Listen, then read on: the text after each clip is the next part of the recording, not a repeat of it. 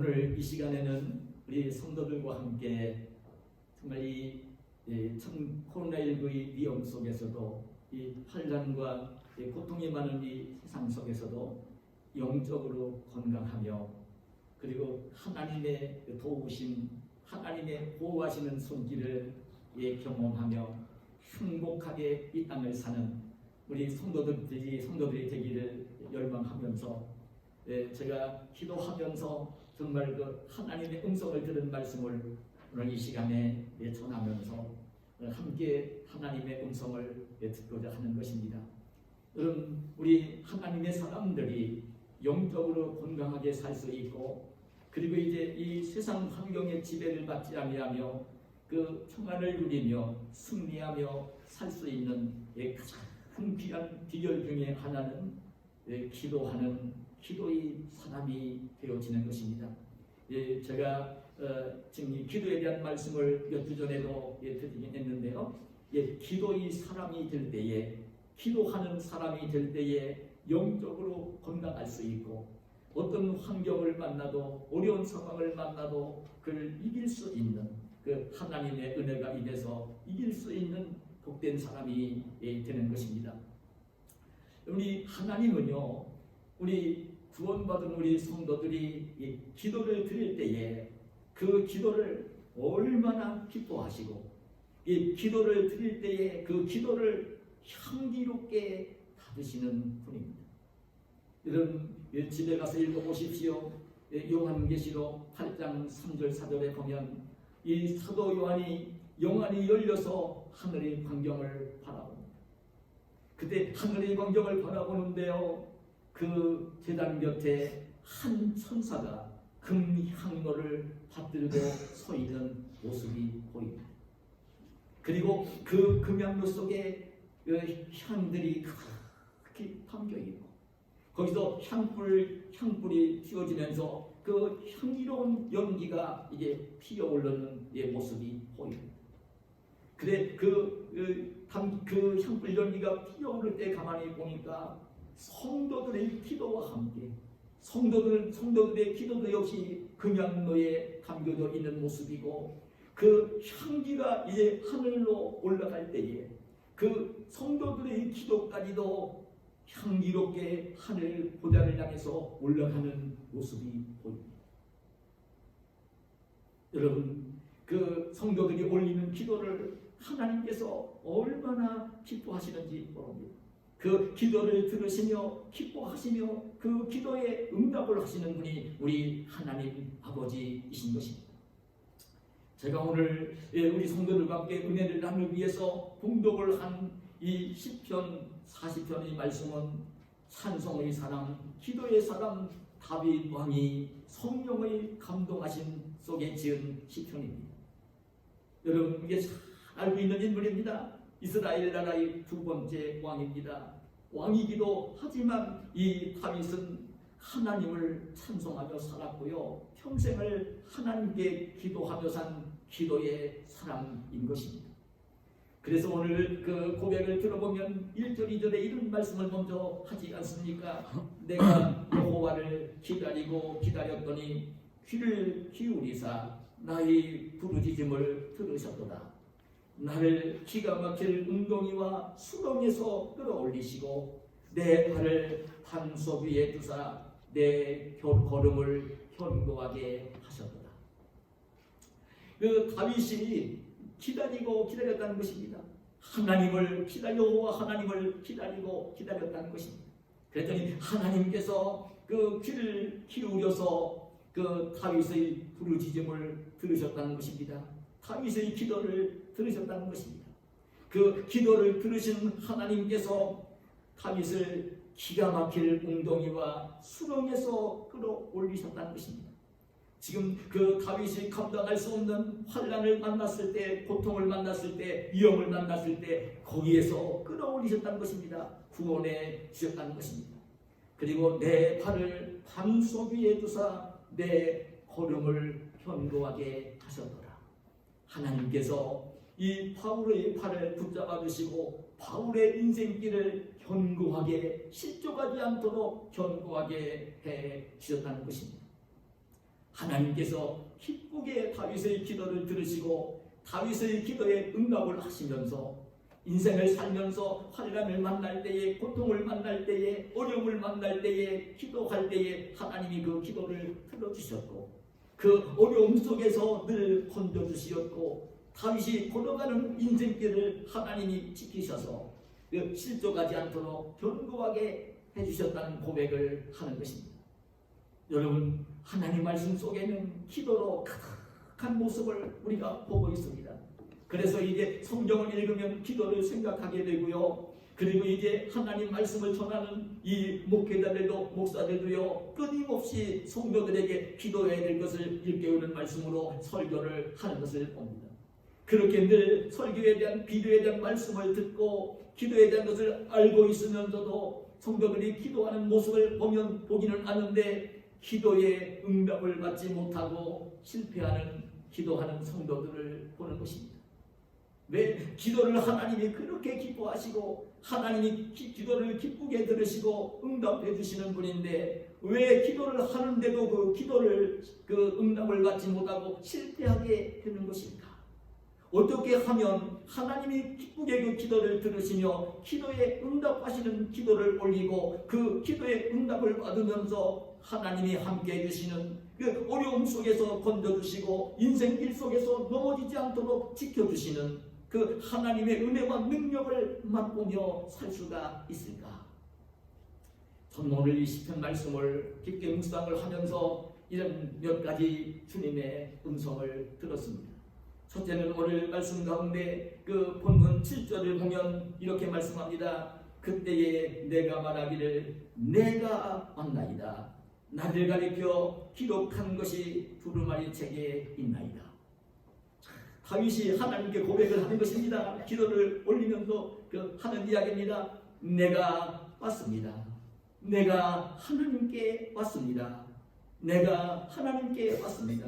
다윗이 하나님께 왔습니다. 하나님을 가까이 지금 하나님 앞에 가까이 왔습니다. 이런 고백을 하는 것입니다.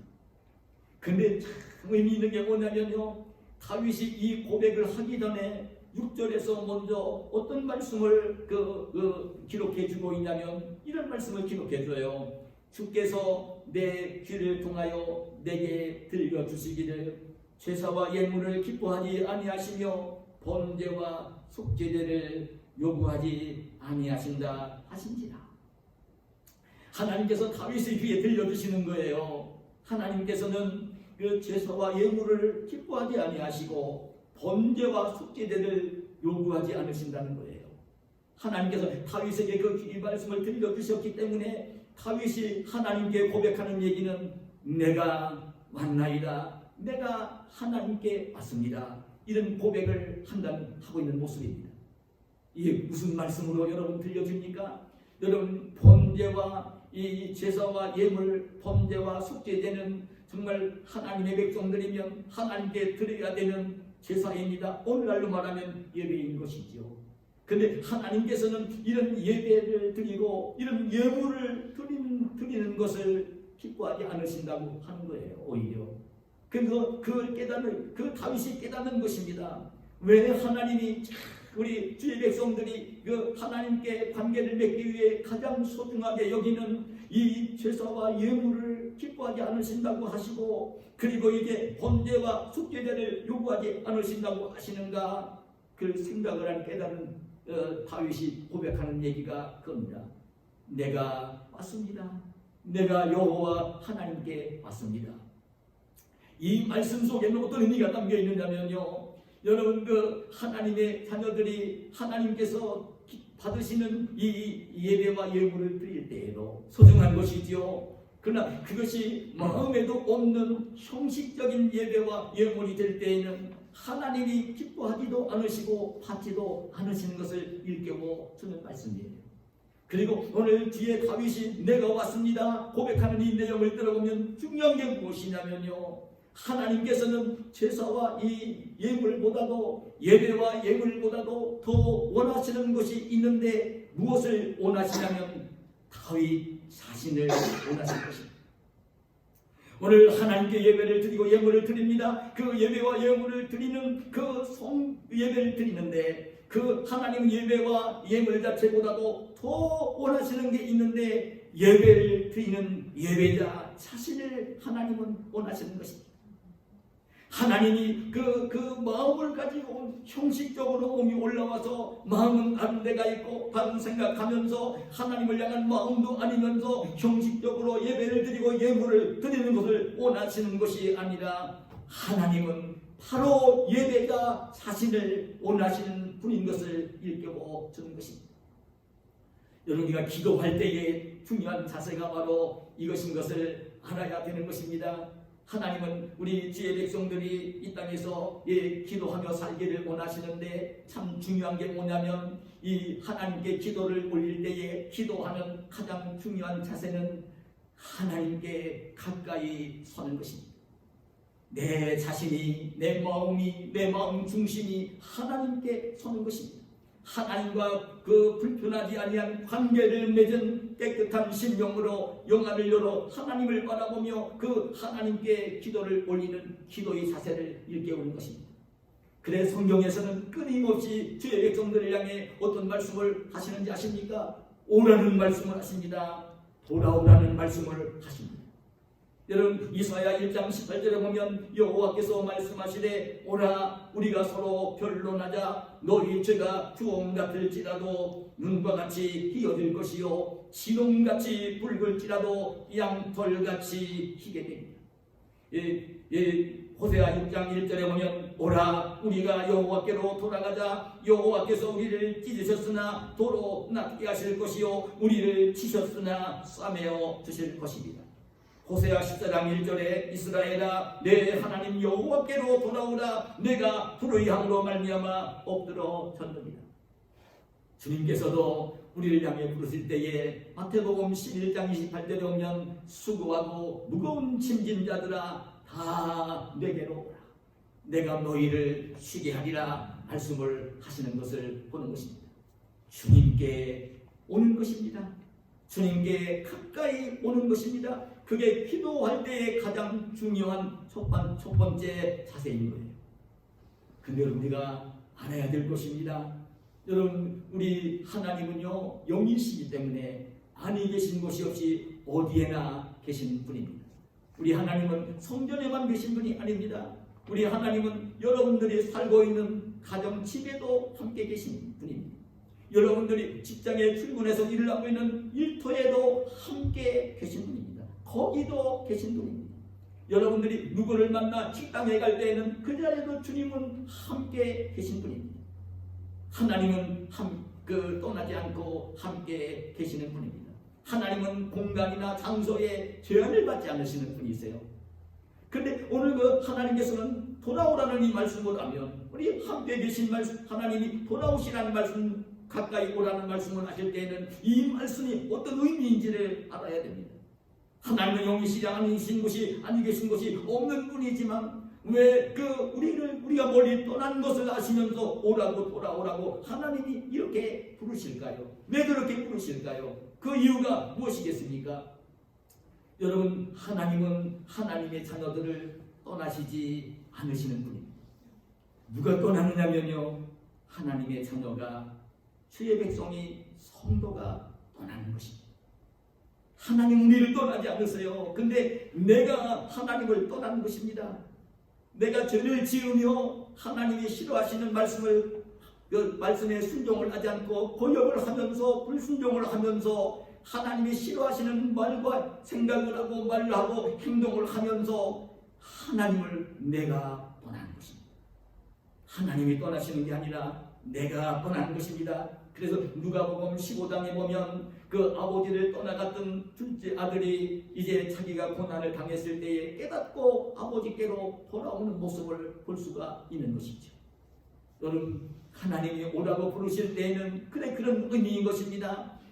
내가 이제 하나님 말씀을 불순종하고 내 생각대로, 내 욕심대로, 내 의지대로, 내 좋아하는 대로, 내 탐욕대로 말하고 행동하고 했던 것들, 그 잘못된 죄악들, 그거 깨닫고 회개하며 하나님께로 돌아와 가까이 손하는 것입니다. 주님께 내가 왔습니다 얘기를 할 때는요, 이 고백이 얼마나 중요한지 모릅니다. 여러분, 하나님은 떠나지 않으셨는데 내가 죄를 짓고 하나님을 떠났었기 때문에, 내가 기도를 올려도 안 되는 것이기 때문에, 내가 죄를 깨닫고 회개하고 하나님께로 돌아와서 그 하나님 앞에 서서 기도를 올리기를 원하시는 것입니다. 죄를 지으면 하나님과 내 사이가 벌어지는 것입니다. 죄를 짓고 아직 회개하지 않은 죄를 품고 있으면 하나님께서 나에게 가까이 해주실 수가 없는 거예요. 내가 하나님께 가까이 할 수가 없는 것입니다. 죄는 하나님과 내 사이를 갈라놓는 것입니다. 이사야 59장 2절에 그런 말씀을 하시는 것입니다. 오직 너희 죄악이 너희와 너희 하나님 사이를 갈라놓았고 너희 죄가 그의 얼굴을 가리어서 너희에게서 듣지 않으시게 함이니라. 죄가 지으면 죄가 하나님과 내 사이를 갈라지게 하는 거예요. 떼어놓게 하는 거예요. 멀어지게 하는 것입니다. 그러므로 이 하나님께 가까이 온다는 그 말은요, 집에 있을 때에도, 여러분 이 성전에 올라올 때에도, 여러분 일터에 있을 때에도, 누구를 만날 때에도 참 중요한 게 있는데, 바로 하나님과 내 사이가 멀어지지 않는, 하나님이 싫어하시는 생각을 하지 말아야 되고, 하나님이 싫어하시는 말과 행동을 하지 말아야 되고, 하나님 말씀을 거역하는 일을 하지 말아야 되는 것입니다. 이제 그렇게 했다고 한다면 옳은 것을 깨닫고 회개를 해야 되는 것입니다. 전 목사가 나이를 먹으면서 점점 더 느끼는 게 있는데요, 이 목사가 되어 지금 이 평생 이 복음을 전하며 성도들에게 하나님 말씀을 가르치며 살고 있는 목사가 깨닫는 게 뭐냐면, 아 그렇구나, 이 주의 신실한 백성이라면 정말 중요한 게 기도를 해야 되고, 또 이제 전도를 해야 되고, 목사 같으면 설교를 해야 되는 것인데, 그것이구나. 정말 하나님의 은혜를 받은 성령의 감동하심을 받고 성령을 영령에 이끌리며 하나님의 사람으로 산다고 하면 삶이 기도가 되어야 되겠구나. 삶이 내 생활을 내 생활이 다른 사람에게 전도를 하는 전도가 되게 해야 되겠구나. 내가 이제 살고 있는 이 삶의 모습이 그냥 강단에 서서 이 말씀만 하는 게 아니라 성도들을 일깨우는 설교가 돼야 되겠구나. 여러분 잊지 마시기를 축복합니다. 하나님께 가까이 하는 비결은요, 얼른 자기 죄를 깨닫고 자기 죄를 미워하면서 그 죄를 주님 앞에 자복하면서 주님의 십자가의 보혈로 정결하게 씻음을 받는 것입니다. 그럼 요한일서 1장 9절에 뭐라고 말씀하십니까? 만일 우리가 우리 죄를 자백하면 그는 미쁘시고 의로우사 우리 죄를 사하시며 모든 불의에서 우리를 깨끗하게 해주실 것이고. 여러분 우리가 지은 죄를 깨닫고 정말 회개하고 그러면 이제 주님께서 예수님의 십자가의 보혈로 정결하게 우리 죄를 씻어 주시는 분입니다. 우리 죄가 정결하게 씻음을 받았을 때는요, 주님 하나님 아버지와 나의 관계가 멀지 않은 것입니다. 성전에 있을 때도 멀지 않은 것입니다. 집에 있을 때도 멀지 않은 것입니다. 일터에 있을 때도 멀지 않은 것입니다. 그때는 언제든지 주님 제가 왔습니다. 주님 영광이가 왔습니다. 주님 송목사가 왔습니다. 주님 이런 거 필요합니다. 주님과의 관계를 그렇게 맺으면서 기도를 해야 되는 것을 일깨워 주는 것입니다. 그 다음에 또 한 가지 중요한 기도의 자세를 오늘 본문에서 듣게 되어지는데요. 오늘 본문 4절을 보면 이렇게 말씀합니다. 여호와를 의지하고 교만한 자와 거짓에 치우치는 자를 돌아보지 아니하는 자는 복이 있도다. 여호와를 의지한 것입니다. 오늘 이 다윗이 고백을 한 것입니다. 다윗이 기도를 올리며 생활하는 내용을 고백을 하는 모습입니다. 여호와를 의지한다는 것입니다. 여호와 하나님을 믿고 의지한다는 것입니다. 여호와 하나님을 믿고 의지하면서 기도를 올리는, 여러분 사실 우리가 알아야 될 것입니다. 사람이나 사물은 눈에 보이지만 하나님은 영이시라 눈에 보이지 않잖아요. 그렇지만 하나님은 눈에 보이지 않으시는 분이지만 하나님은 천지만물을 창조하신 창조주이시고 이 모든 것을 하실 수 있는 전능하신 분이시고, 그리고 이제 오늘 이제 그 사도 요한의 고백처럼 우리 성도가 올리는 기도를 참 향기롭게 여기시며 받으시는 하나님 아버지신 것을 의심하지 말고 믿는 것입니다. 내가 어느 자리에 어느 곳에 있든지 나를 보고 계시고 나를 떠나지 않고 함께 계신 그 하나님이 오늘 이제 내가 올리는 기도를 분명히 들으시고 응답하신다는 그 믿음을 가지고 하나님을 의지하고 하나님께 맡기는 것이 그것이 바로 기도인 것입니다. 여러분, 우리가 오늘 며칠 전에 제가 말씀을 드렸지만 예수님이 그 공생의 기간 고난주간 이제 마지막 그 한 주간을 보냈을 때에 베다니 마을에서 주무시고 예루살렘 성으로 들어가시다가 길가에 서 있는 열매 없는 무화과 나무를 저주를 하시는 것을 보았죠. 그런데 그 저주하신 무화과 나무가 하루 사이에 뿌리째 말라 죽었잖아요. 그걸 보고 놀라하는 제자들에게, 궁금해하는 제자들에게 주님께서 뭐라고 말씀을 하셨습니까? 마가복음 11장 23절 24절에 보면 누구든지 이 산더러 들리어 바다에 던져지라 하며 그 말하는 것이 이루어질 줄 믿고 마음에 의심하지 아니하면 그대로 되리라. 그러므로 내가 너희에게 말하노니 무엇이든지 기도하고 구하는 것은 받은 줄로 믿으라. 그리하면 너희에게 그대로 되리라. 이 무화과 나무를 저주하시면서 주님께서 제자들에게 무엇을 가르치셨냐면 기도해야 될 것을 가르치시면서 그 의심하지 말고 기도해야 될 것을 가르치시는 것을 봅니다. 의심하지 말고 기도를 하게 되어지면 산을 바다로 옮길 수도 있고, 의심하지 않고 기도하면 주님 앞에 기도하는 것이 그대로 다 이루어진다는 이 약속의 말씀을 하시는 것을 보는 것입니다. 여러분, 우리 하나님은 약속하시면 약속하시는 것을 이루시는 분입니다. 약속하신 것을 반드시 지키시는 분입니다. 하신 말씀 그대로 이루어 가시는 분입니다. 내가 믿거나 말거나 나랑은 상관이 없이 하나님은 말씀하신 그대로 모든 것을 이루어 가시는 하나님이신 것입니다. 여러분, 정말 이 기도에 대한 말씀을 들으면 종종 제가 그 예화를 들었지만 여러분, 참 기도를 생각하면 먼저 떠오르는 그 기도의 인물이 있습니다. 우리 역사 속에 여러분, 그 살아생전에 5만 번의 기도 응답을 받았다고 하는 조지 뮬러 목사님 이야기입니다. 이 뮬러 목사님은 시편 68편 5절에 보면 하나님 말씀 가운데 그런 말씀이 있어요. 그의 거룩하신 서서에 계신 하나님은 고아와 과부의 재판장이시라. 이런 그 말씀이 나오죠. 이 뮬러 목사님은요, 그 당시에 그 고아들이 그 어렵게 그 자라는 그 아버지 어머니가 없이 할머니 할아버지 없이 보호를 받지 못하면서 그냥 그렇게 먹을 것 입을 것 그 잠잘 것도 해결되지 않는 그 어려움 속에 자라는 고아들을 보면서 긍휼의 마음이 생겼어요. 하나님이신 마음이 들었어요.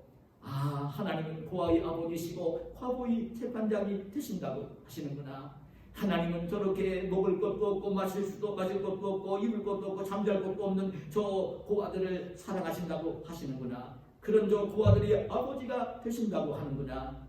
그리고 이제 일찍 남편을 여의고 이제 어려운 억울한 일 당할 때에 어려운 일 만날 때에 사람들에게 무시당하고 깔고 얕게 보이는 그런 이제 과부들을 이제 그 억울함을 풀어주는 재판장이 되신다고 하시는구나. 뮬러 목사님은 그래 그 고아들을 이제 기르는 고아원을 설립하고 고아를 기르는 그 사역을 하게 되어지죠. 근데 그분은 말씀드렸지만 살아생전에 전기를 읽어보면요 5만 번의 기도응답을 받았대요. 참 위험하신 분입니다. 성경을 읽으면서 그분은 이 하나님 약속하신 말씀이 정말 이루어지는가를 이제 그 생각하면서 하나님 말씀을 읽다가 마음속에 감동이 되어지면 거기다 밑줄을 딱 꺼놓고요 T자를 써놨어요. 무슨 말이냐면 하나님 말씀이 이렇게 했는데 이루어지는가를 보려고요 T자를 써놓고요 그 다음에 이제 그 말씀이 그래도 이루어졌을 때는 그 옆에다가 S자를 써놨어요. 응답이 되었다는 테이스트, 서프라이 그 약자로 글을 써놨어요. 뮬러 목사님이 성경에는 TS가 크다는 것이 5만 분의 기도 응답을 받았으니까요. 그분에겐 일화가 너무나 많지 않습니까? 어느 날 하루는 이제 고아원에서 고아들을 끌고는데요. 어느 날 저녁 때가 됐는데 고아원에서 음식을 요리하는 요리사가 와서 목사님께 보고를 한 거예요. 목사님, 오늘 저녁에 아이들에게 먹을 양식이 없어요. 먹을 양식이 없다는 거예요. 아이들이 하나둘도 아닌데. 그때 이 뮬러 목사님은 요리사에게 그런 얘기를 했어요. 걱정하지 말라고. 그래도 저녁 식사 시간이 되면 종을 치고 아이들을 식당으로 모으라고. 시간이 흘러서 저녁 식사 시간이 됐는데도 먹을 양식이 하나도 없는데 뮬러 목사님은 요리사에게 그 부탁을 한 거예요. 요리사는 이제 목사님이 시킨 그대로 종을 쳤어요. 아이들을 식당으로 불러 모았어요. 그리고 식탁 위에는 이제 아이들에게 먹을 음식을 나누어 준 게 아니라 빈 그릇을 그 앞에 놓아 주었어요. 먹을 음식도 남겨있지 않은 빈 그릇을 올려놓고 아이들이 식탁에 불러 앉았어요.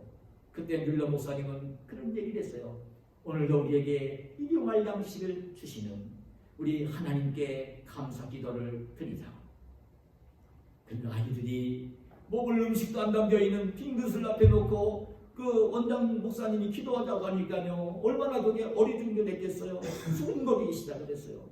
그래서 목사님은 하나님 앞에 기도를 올렸어요.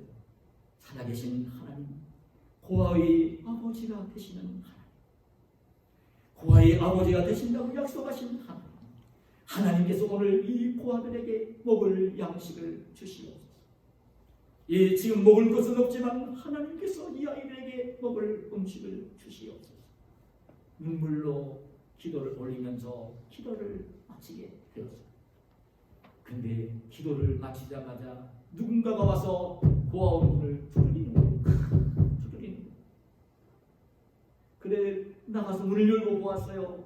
그랬더니 지금까지 한 번도 본 적이 없는 상면부지의 한 신사가 하인들을 드리고 그 빵과 야채와 고기를 잔뜩 담은 통을 겨울하게 들고 와서 뮬러 목사님에게 정중하게 인사를 하면서 그런 얘기를 하는 거예요.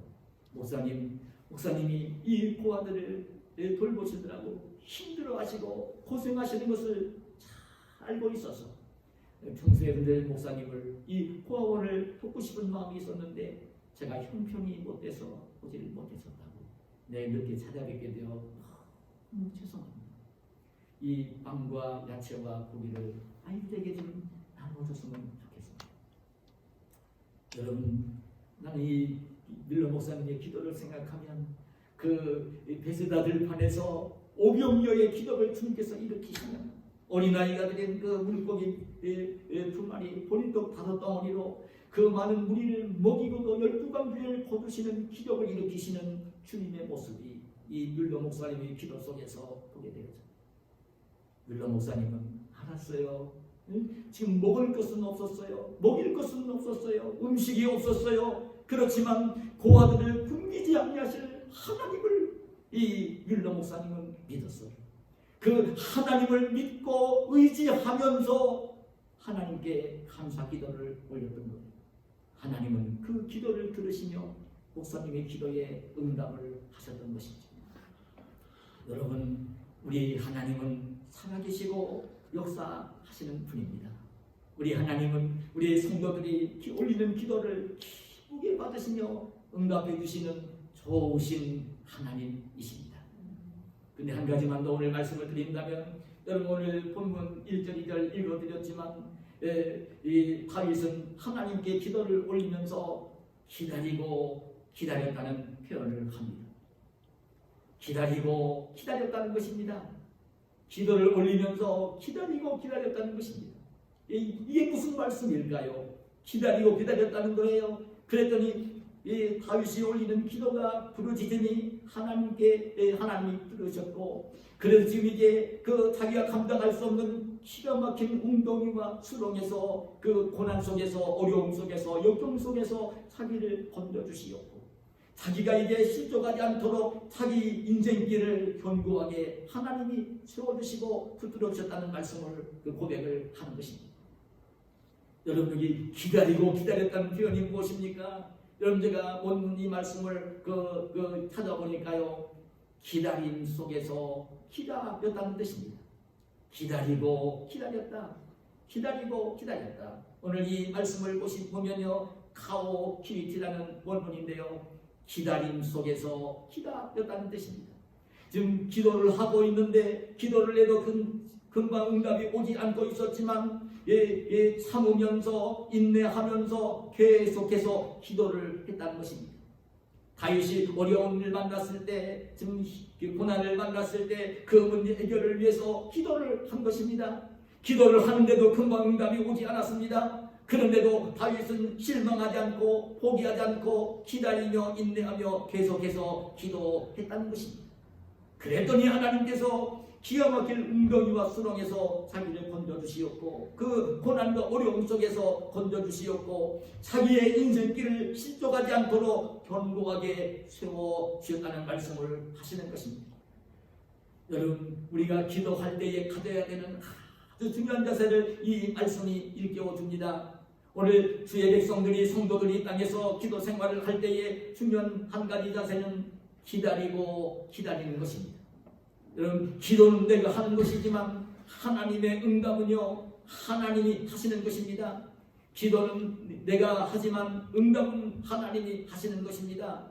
그래서 내가 기도할 때에 내가 정한 시간에, 내가 원하는 시간에, 내가 원하는 방법으로, 내가 좋아하는 대로 응답이 되지 않을 수가 있는 것입니다. 하나님은 하나님이 정하신 시간에 하나님이 가장 기뻐하시는 모습으로 기도에 응답을 하시는 분이기 때문인 것입니다. 여러분, 예수님께서 우리가 베다니 마을에 나사로를 살리시는 말씀을 알고 있습니다. 요한복음 11장에 나오는 말씀 아닙니까? 나사로와 그 동생 마르다와 마리아는 여러분 예수님을 가장 사랑하며 존경하며 섬겼던 3남매가 아닙니까? 예수님이 예루살렘으로 올라가시게 될 때는 베다니 마을을 지나시게 되어 있고, 예루살렘 성전에 올라가셨다가도 내려와서 베다니 마을에서 밤을 보내시고 다시 예루살렘 성으로 들어가시는 모습을 보이는데, 바로 이 나사로와 마르다와 마리아는요, 예수님을 가장 존경했던, 공경했던 3남매입니다. 예수님과 제자들에게 먹을 것을 마련해 드리기도 하고 잠잘 숙소를 제공하기도 했던 이 사람들입니다. 여러분, 마리아는 300데나리온 나가는 향유를 깨뜨려 예수님의 몸에 부어 들었던 여인이기도 합니다. 눈물겨운 3남매입니다. 예수님이 그래서 요한복음 여러분 11장 11절에 보면, 친구로 예수님이 우리 친구 나사로가 병들었도다. 우리 친구라고, 예수님이 친구라고 불러줄 정도로 그렇게 아꼈던 나사로입니다. 그런데 이 나사로가 흉만병에 걸려 죽어가게 되었습니다. 그때 마르다와 마리아가 오라버니가 병들어 죽어가게 되니까 얼른 사람을 보내 예수님께 알렸습니다. 예수님, 우리 오라버니 나사로가 병에 걸렸어요. 중환병에 걸렸어요. 약을 써도 되지 않아요. 얼른 예수님 오셔서 우리 오라버니를 좀 이 병을 고쳐주세요. 사람을 보냈습니다.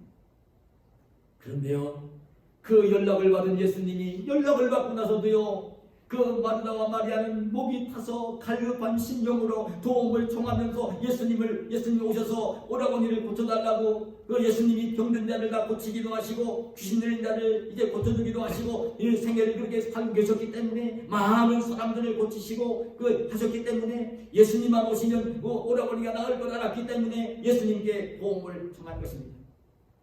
그런데 예수님은요, 금방 오시질 않으셨어요.